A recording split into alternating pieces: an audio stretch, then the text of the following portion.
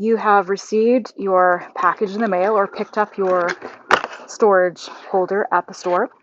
And it is time now to open this up and have a look. So you have your two racks right here that you can use, which will be the stabilizing feature for the kayak that you put on. And in my case, I did buy a kit that included two. Here we have the screws, and we have some stabilizers that if you're not able to mount these directly into a stud, then you can use these if you're going into drywall just to create more stability so that it's likely to securely hold your kayak. It is not pretty right now, as you can see. There is a lot of material that's just strewn all over the place. This is real life, folks. This is certainly not staged, and this is so that you can feel better about your own messy shed. I hope it's working. So we're going to put the kayak storage hooks right into these studs here. You will need, if you have drywall, you will need to get a stud finder so that you can know exactly where you need to drill in. If you don't have one, certainly you can check around, see if a friend can maybe lend one to you. If you are afraid that people are going to make too many stud finder jokes, then you can save yourself the trouble and just run to your local hardware store, whatever works best for you. At this point, we're going to just take a look and see which beams we want to have the hooks on. And I have a 10-foot long kayak, so I'm going to want the hooks to be about 4 feet apart or so. And if I just measure out here, this is about 4 feet from this beam to that beam.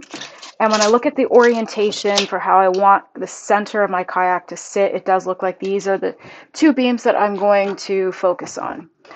Now, one thing I do want to mention, just as a word to the wise, is unless you like having creepy, crawly, gross things all over your legs while you're in the middle of a body of water with nowhere to escape to, I would highly recommend investing in a cockpit cover.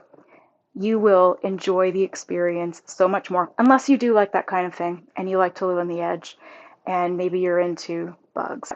I just would encourage you to consider getting a kayak cover because it is well worth the investment. Okay, on to the next step.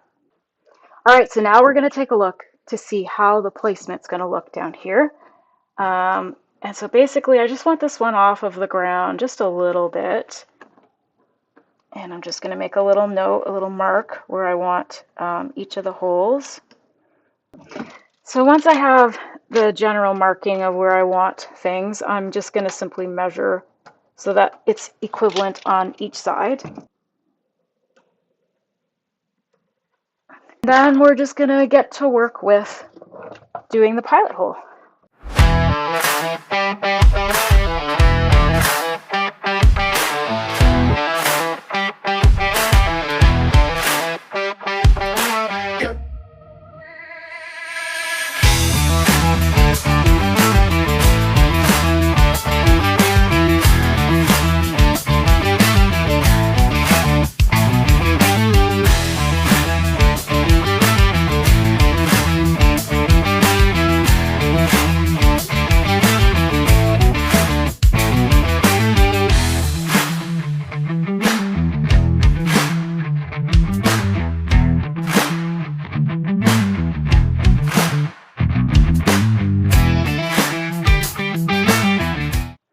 So there we have it. We have both kayak racks installed now. So we'll be able to store 2 kayaks along this wall, which will be ideal. I know I have another kayak now stored in a different location. I've just been waiting for a storage system that I could bring the other one to join this friend as well. It is very exciting, and I just encourage you to like and subscribe to my channel if you are enjoying these videos. If you have other things that you're interested, if you're just getting into the hobby of kayaking and you're concerned that you may not be strong enough to do it on your own, my videos are going to walk you through exactly how you can do all of the things you need to do to kayak independently. Everything from getting it to the top of your vehicle. I have a high SUV and I am a short individual. There are ways that you can do it on your own. As well, I have a video already on how to assemble a wheel cart. Additionally, how to put the kayak onto a wheel cart so that you can truck it around wherever you need to take it to enjoy the beautiful scenery in your area and beyond. Happy kayaking!